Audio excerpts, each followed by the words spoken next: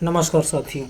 दुनिया में बहुत से लोग सपने देखते हैं, मगर बहुत कम ऐसे लोग होते हैं जिनके सपने पूरे होते हैं, क्योंकि लोग अपने बदलते वक्त के साथ अपने सपनों को भी बदल देते हैं।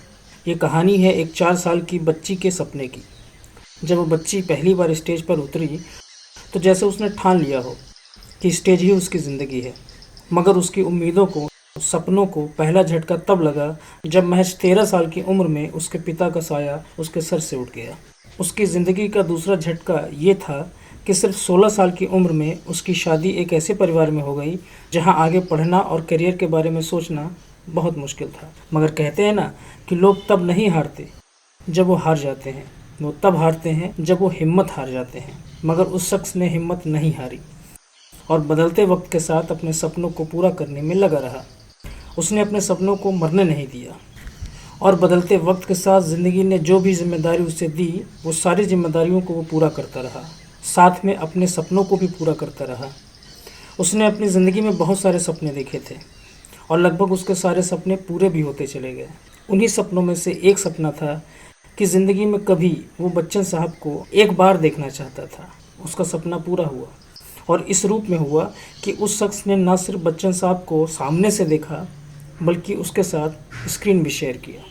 जी हाँ, हम बात कर रहे हैं उत्तर प्रदेश सिने जगत की वरिष्ठ रंगकर्मी और करेक्टर आर्टिस्ट अर्चना शुक्ला जी के बारे में, जिन्हें हमने तनु वेड्स मनु रिटर्न्स, मिस्टर कबाड़ी, धूमकेतु जैसी फिल्मों में उन्हें देख चुके हैं और अब उन्हें गुलाबों सिताबों में देख रहे हैं।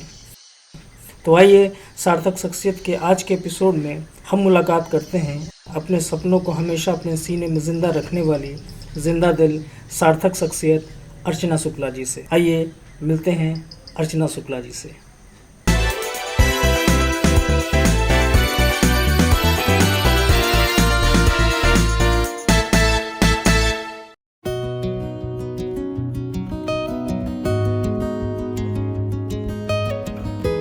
प्रारंभिक जीवन मेरा बहुत अच्छा था। मेरी स्कूलिंग बहुत अच्छी थी, बहुत गज़ब की थी। मैं सेंट्रल स्कूल में पढ़ती थी और वहाँ भी सबकी मैं बहुत दुलारी थी, अपने टीचर्स की, अपने फ्रेंड्स की, सबकी दुलारी थी। अपने घर की और अपने जिस इलाके में मैं रहती थी वहाँ की भी बहुत दुलारी प्यारी थी। और मेरा ये जो सफ़र है पढ़ाई से हट के, वो डांसिंग से शुरू हुआ। तो मैं डांस के लिए बहुत ज़्यादा फेमस थी। जहाँ रहती थी वहीं पे डांस, जहाँ रहो मतलब डांस और मैं एक दूसरे के पूरक थे। ये था, चाहे स्कूल हो, चाहे घर हो, चाहे रिश्तेदारी हो, कहीं भी हो। और उसके बाद जब जैसे जैसे क्लासेस बड़ी होती गई, प्रोग्राम बढ़ते हैं, हम समझदार होते गए, तो डांस के साथ ड्रामा अपने आप जुड़ गया। और इसमें सबसे बड़ा सपोर्ट मेरे फादर का था। मेरे फादर बहुत मतलब गज़ब के actor, director, writer, narrator, makeup, costume, हर चीज़ के एक्सपर्ट थे।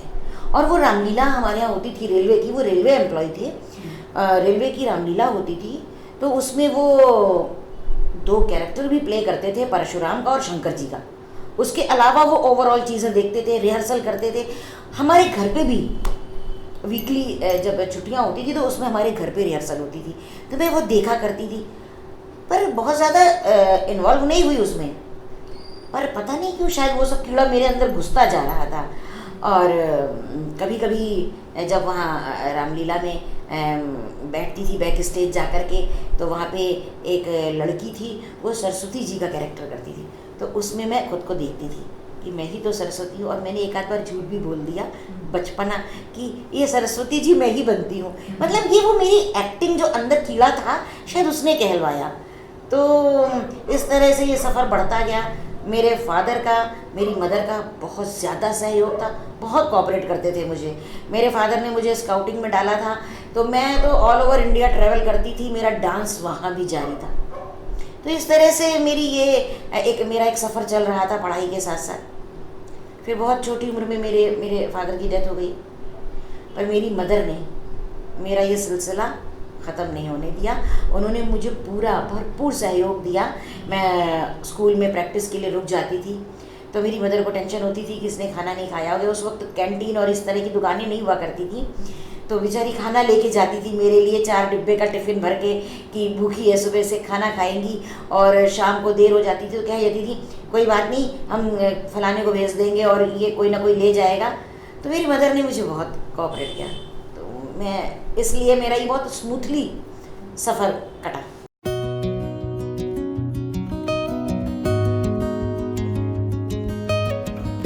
नहीं, सिर्फ एक कॉलेज मेरा चेंज हुआ और मेरी लाइफ स्टाइल में कोई बदलाव नहीं हुआ। और एक बात कहते हैं ना, कोई भी बदलाव, कोई भी चीज़ जो आपके लिए ख़राब होती है वो शायद आपके लिए कहीं अच्छी होती है। मेरा जब कॉलेज बदला तो मैं जिस कॉलेज में गई वहाँ की तो मैं अकेली रानी थी, ऑलराउंडर।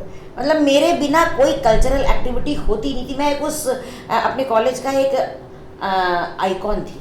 हम और हमारा जो ग्रुप था 4-5 लड़कियों का, वो मेरे कॉलेज का सबसे स्टूडियस ग्रुप था। और खुशी इस बात की है कि मैंने जो भी मेरे अंदर टैलेंट या जो भी कला थी उसको बिखेरा। मेरी कला से इंस्पायर होके जो अंतर्मुखी लड़कियां थीं उन्होंने खूब जलवे बिखेरे, खूब उन्होंने अपने आप को इसमें इन्वॉल्व किया और हमारा ग्रुप था वो हम बहुत धमाल मचाते थे।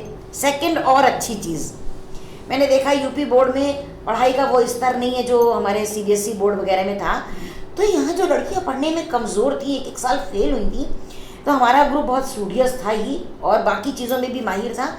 तो मैंने जो मैं समझते हैं जो सीखने वाली चीज़ें होती हैं, मैंने देखा वो लड़कियां जो सबसे कमज़ोर समझी जाती थी उनको हमसे दोस्ती करने का इतना शौक़ था कि उन्होंने दोस्ती के लिए हमारी चापलूसी नहीं की। उन्होंने हमारे बराबर बैठने के लिए उन्होंने हमारी पढ़ाई को चैलेंज किया। उन्होंने भी इतनी पढ़ाई की, उन्होंने पढ़ाई करके अपने आप को प्रूव किया कि वो भी सब कुछ कर सकती हैं। और ये मेरे लिए एक बहुत बड़ा एक लेसन है कि किसी को कमज़ोर नहीं समझना चाहिए और कोई कभी भी कुछ भी सीख सकता है, तो आप भी उससे सीखिए।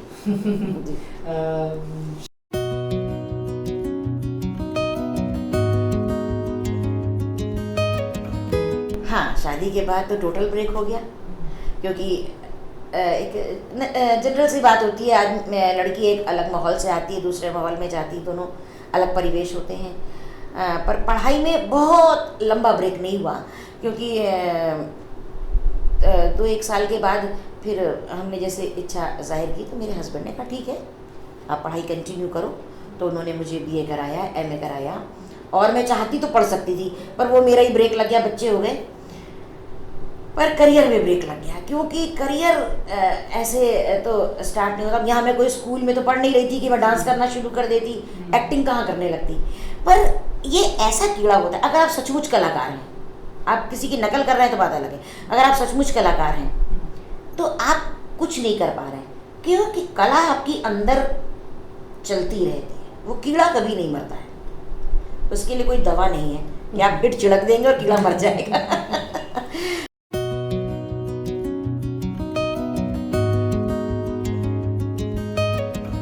कुछ साल कश्मकश में गुजरे, फिर बच्चों में जब बिजी हो गए तो वो सारा वक्त उसमें जाने लगा।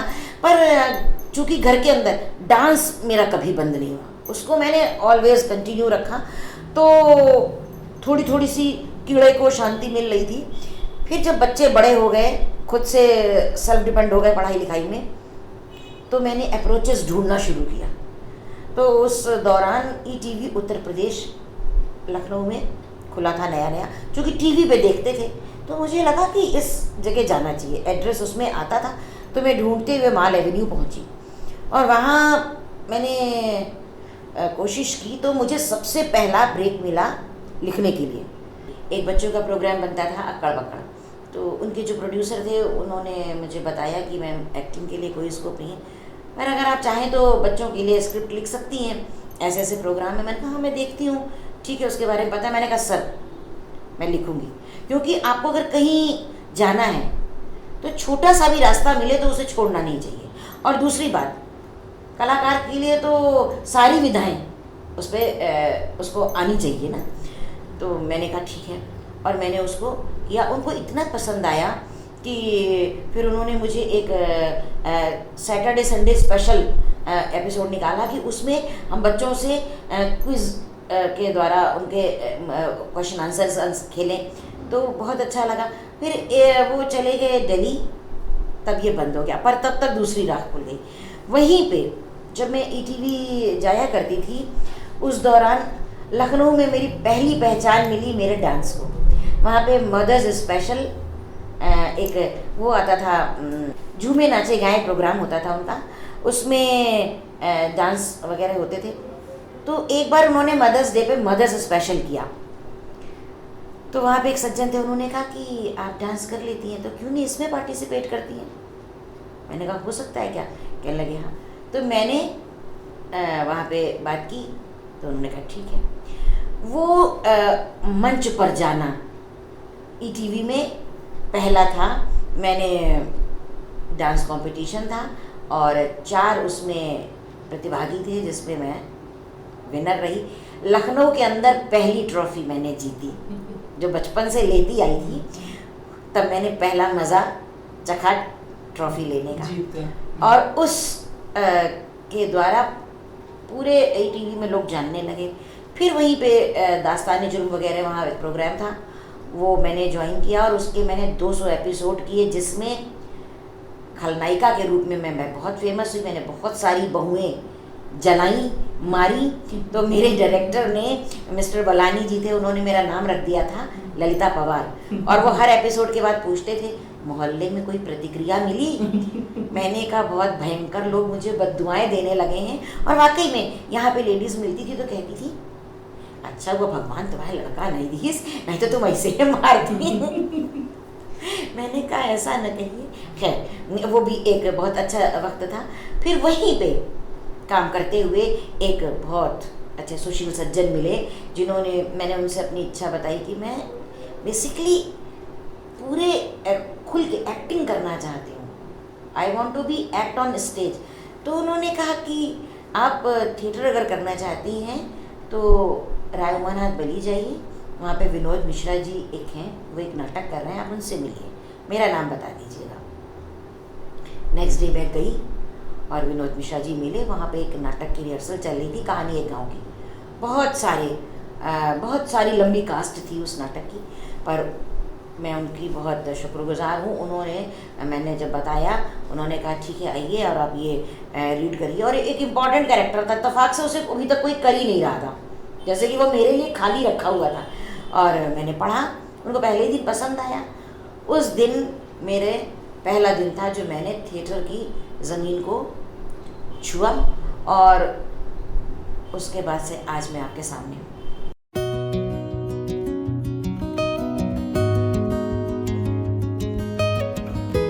जिससे मेरी पहचान बनी वो फिल्म थी 2009 में बनी थी, तनु वेड्स मनु।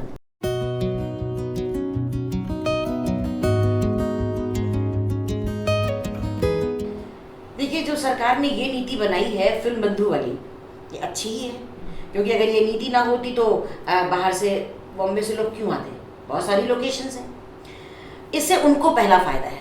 फ़ायदा ये कि जो स्विट्ज़रलैंड में, अमेरिका में, हॉलीवुड में और कश्मीर में फिल्में बनाते थे उसमें खर्चा ज़्यादा होता था, यहाँ उससे बहुत कम खर्चे में फिल्में बनती हैं। प्लस गवर्नमेंट तो उनको खुद पैसा दे रही है। पर गवर्नमेंट की एक बात बहुत अच्छी है कि आप, उन्होंने एक परसेंटेज तय कर रखा कि इतने % कलाकार भी आपको यहाँ से लेने पड़ेंगे, लोकेशंस तो आप यूज़ ही करेंगे, तो हम आपको सब्सिडी देंगे। ये बहुत अच्छा है और वो हो भी रहा है। सारा बॉलीवुड लखनऊ में आ रहा है। लखनऊ को जिस तरह से मायावती जी के टाइम से शायद बात चल रही है कि इसको भी एक फिल्म सिटी बना दिया जाए, इस पर कोशिशें जारी हैं। अगर हो जाता है तो हम कलाकारों के लिए बहुत अच्छा है। सुधार की जो ज़रूरत है वो ये कि वो लोग कलाकारों को लेते हैं, अच्छे कैरेक्टर भी देते हैं, ये बात मैं नहीं कह रही हूँ, अच्छे कैरेक्टर भी देते हैं, क्योंकि मैं खुद अच्छे कैरेक्टर ही किए मैंने आज तक। पर पर्दे पर वो कितना आएंगे उन, क्योंकि हर जो भी एक्टर या एक्ट्रेस काम करती है वो हर अपने उस प्रोजेक्ट से जो वो कर रहे हैं उससे अपना भविष्य जोड़ते हैं। और अगर वो वहाँ पे काम किया, वहीं खाया, वहीं हजम हो गया, वहीं ख़त्म हो गया, तो करने का कोई मतलब नहीं है। आप एक फिल्म करने के बाद सोचते हैं इस फिल्म में मेरा कैरेक्टर अच्छा था, मैंने इसमें अपनी जान लगाई, शायद अगली 4 फिल्में और मिलेंगी, लोग हमें पहचानेंगे। वो पहचान नहीं मिल पाती है लखनऊ के कलाकारों को, जबकि लखनऊ में बहुत अच्छे कलाकार हैं, मेल फीमेल सारे। आजकल यंगस्टर्स भी बहुत टैलेंटेड हैं जो कि बॉलीवुड में आपको नहीं मिलेंगे।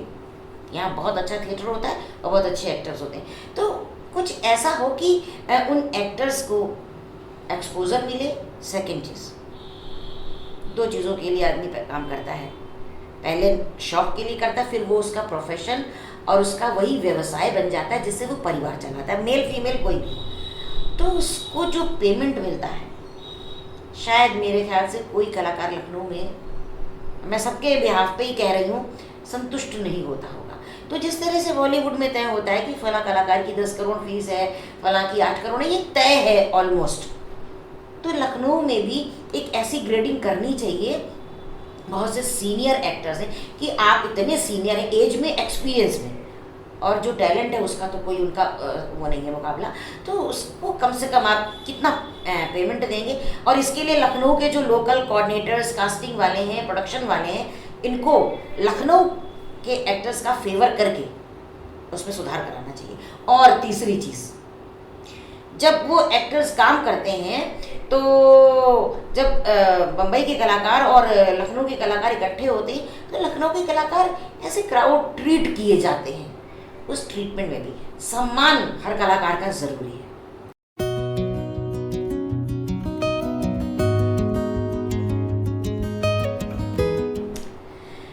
ज़िंदगी की सबसे बड़ी सीख ये है कि जिस चीज़ को आप करना चाहते हैं, पहले तो आप खुद गंभीर होइए, पहली चीज़। दूसरी चीज़, उस इच्छा को कभी मरने मत दीजिए। तीसरी चीज़, उस इच्छा को पूरा करने के लिए आप एक जुनून की हद तक पागल हो जाइए, चाहे वो पढ़ाई हो, चाहे वो आपका कल्चरल एक्टिविटीज़ हो, या कोई भी आपका टैलेंट हो। क्योंकि कहा ही गया है कि अगर आप किसी चीज़ को शिद्दत से चाहोगे तो कायनात भी उसे मिलाने में लग जाती है। वो हर चीज़ के ऊपर लागू होती है। अगर आपके अंदर जुनून है तो, और उस इच्छा में ईमानदारी और नेक नियत ज़रूर होनी चाहिए, तो ज़रूर पूरी होगी। समय लग सकता है पर पूरी ज़रूर होगी। और आप अपने काम को, जिस काम को भी कर रहे हैं, उसमें आप, कोई देख रहा है कि नहीं देख रहा है, आपको क्या फल मिलेगा ये भी मत सोचिए। आप 101% दीजिए। 10 लोग नहीं देखेंगे, 2 लोग देखेंगे, उन 2 से 10 तक बात जाएगी। इसका एक बहुत बड़ा उदाहरण है, एक्टिंग और डांस मेरे अंदर कूट कूट कर भरा है। बहुत लंबा 20 साल का ब्रेक मेरी शादी के बाद मेरे इस पैशन पे लगा। 20 साल के बाद या तो ख़त्म ही हो जाता या बगावत होती, पर बहुत शांति के साथ देखिए ये सपना मेरा शुरू हुआ सफ़र, और ये सपना पूरा हुआ। इस सफ़र का एक बहुत बड़ा हिस्सा थे बच्चन साहब, जो मेरा मतलब बहुत बड़ा सपना थे। जब इस फील्ड में आ गई तो लगा अब तो बहुत आसान है, अब तो हम खुद एक्टर हैं, मिलेंगे। पर बहुत मुश्किल था, पर इच्छा हमने मरने नहीं दी। और बहुत लोगों से कहा, पर वो तब भी काम नहीं बना। पर भगवान ने वो वक्त मुकर्रर कर रखा था कि कब और कैसे मिलेंगे। तो शायद वो तब नहीं मिले तो अच्छा हुआ, तब हम शायद एक याचक की तरह मिलते कि सर ये फला फला है, लखनऊ से आई हैं, आपको देखने को तरस रही हैं, ज़रा इनको अपना दीदार करा दीजिए। पर अब हम जब मिले तो हम दोनों ने एक दूसरे का दीदार किया, आंखों में आंखें मिली, और हमने देखा कि बच्चन साहब हैं या ये जो किरदार हैं जिनको हम देख रहे हैं ये वो हैं। और मतलब लगा कि अब मेरे अभिनय का जो सफ़र है ये सफल हुआ, ड्रीम कम ट्रू।